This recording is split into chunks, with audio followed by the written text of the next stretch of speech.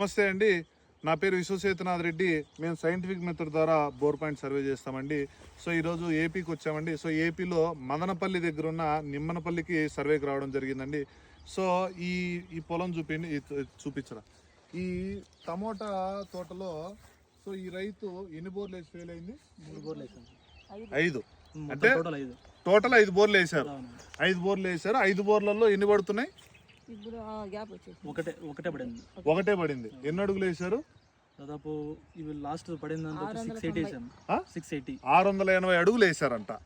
అయితే మీకు తెలియని విషయం ఒకటి ఉంది తెలుసా? ఇక్కడ 80 అడుగుల్లోనే నీళ్లు పడతాయి. అంటే మీకు పడింది కూడా 80 అడుగుల్లోనే. మీకు డేటా నేను చూపించిన వరకు అంటే 80 అడుగుల్లో నీళ్లు పడితే మీరు 680 వరకు ఎందుకు వెళ్ళారు? అవగాహన లేక, అంటే సైంటిఫిక్ గా ఎవిడెన్స్ లేక, మనకు అవగాహన లేక డెప్త్కి వెళ్ళిపోయినారు. సో అవగాహన లేక డెప్త్కి వెళ్ళిపోయినారు. సో నన్ను పిలిపించినప్పుడు కూడా నువ్వు అన్న విధం ఏంటంటే మేము 600 700 వరకు మేము బోర్లు వేస్తాము అన్నారు. సో రైతుల దగ్గరకు వచ్చినప్పుడు ప్రిలిమినరీ డేటా అనేది కనుక్కుంటాము.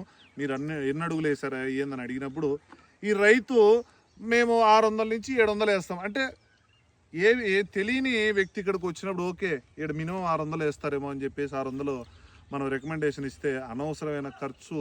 సో వాటర్ పడేదానికి అవకాశాలు చాలా తక్కువ ఉంటాయి. సో ఈ ఏరియాలో 80 నుంచి 90 అంటే నిన్న కూడా మీకు ఒక వీడియో పెట్టానండి. సో అనవసరమైన డెప్త్ దయచేసి వేయొద్దండి అవగాహన లేకుండా. సో వేసుకున్న తర్వాత సో ఇలా అంటారు మేము అవగాహన లేకుండా వేసేసాము అంటే మీరు వేసుకున్న తర్వాత ఏమవుతుంది? ఏరియాలో మీ ఇష్టం వచ్చినట్టు బోర్లు వేసుకొని సో ఆ ఏరియానంతా డ్రై చేసిన తర్వాత లాస్ట్లో సో జియాలజిస్ట్ వస్తాడు. జియాలజిస్ట్ వస్తేనే బోర్ పాయింట్ పెడతాడు, మాకు నీళ్లు పడతాయని చెప్పేసి. సో మీరు ఏదో హోప్స్ పెట్టుకొని ఉంటారండి. సో మీరే ఏరియాను సగం డ్రై చేస్తున్నారండి. సో అలా కాదండి. దయచేసి